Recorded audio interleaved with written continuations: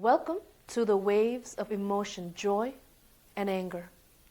This pair of emotions are high-intensity emotions, but each one has a different effect on our well-being. The intensity from the waves of joy brings together a feeling of cohesiveness, meaning a sense of being together or collected. However, with the intensity from waves of anger, only division comes through.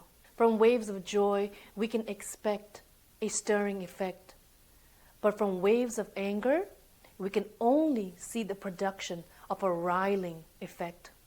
While stirring effect shows an active movement, riling will only guarantee turbulence. The journey to our inner self aspires that we surf waves of joy. The grand, intense waves of joy springs collectiveness and a sense that our life is part of a bigger story, and our actions and our achievements do add to the creation of our life story. However, the same intensity from the waves of joy can be redirected towards waves of anger, and from within a malicious nature of division can erupt, whether it is to divide the essence of your being by corrupting the union of your mind, your body, and your spirit, or divide you from your life's creation and your life story. The motion from the intensity of joy does produce a stirring effect, stirring together your talents, your spirit, and your being's presence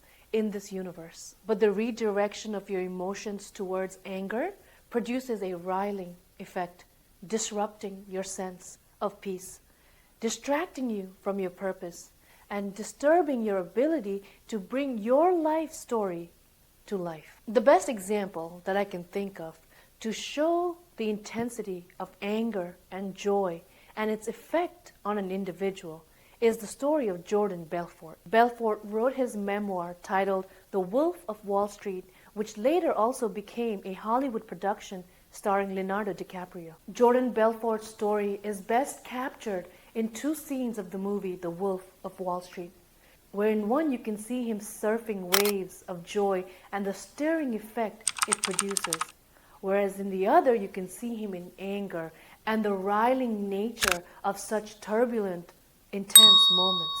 Jordan's joy can be seen on the first day of his job at a new company. His ability to persuade and bring a cohesive element to his sales pitch can be best attributed to the intense joy emotion Jordan feels towards his work and his performance as a salesperson. Now the redirection from the same intensity towards anger can be seen while Jordan is vigorously arguing with his wife and finds himself bringing harm to his daughter by driving recklessly. Through the same individual, we can see, while surfing waves of joy, the intensity of his emotions stirred an action and an active environment. But while surfing waves of anger, the redirected intensity riled up a turbulent environment. While surfing waves of joy, Belfort inspired his team members with his cohesive spirit. But while surfing waves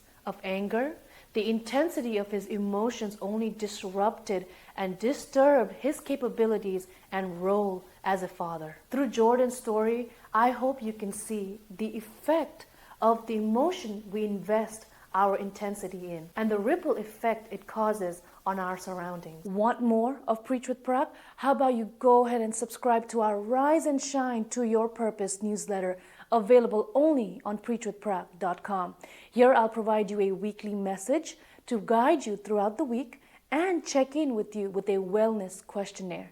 So what are you waiting for? Go ahead and subscribe to Rise and Shine to Your Purpose newsletter, available only on preachwithprak.com. Finding our purpose is like finding a root on the ground.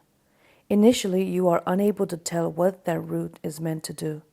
But when you give it the opportunity to grow, to bloom, when you give it the time, care, and attention, you will see what that root is meant to be all along.